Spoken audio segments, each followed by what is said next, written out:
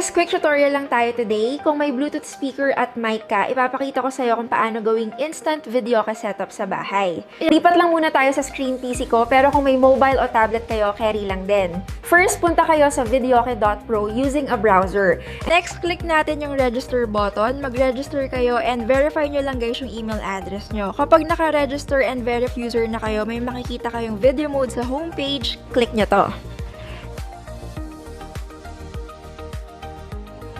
Now, nandito na tayo sa video mode screen. So, ayusin ko lang yung player controls.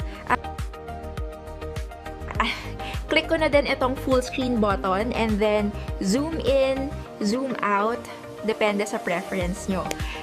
Para makapag-reserve ng kanta gamit mobile phone ang friends nyo, click nyo naman itong Guess Queue QR button.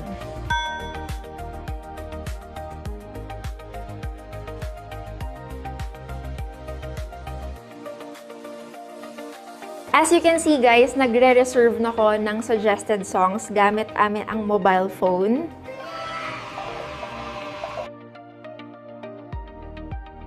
Kapag nakapag-reserve na ng kakantahin, press skip button lang to start enjoying Videoke Pro.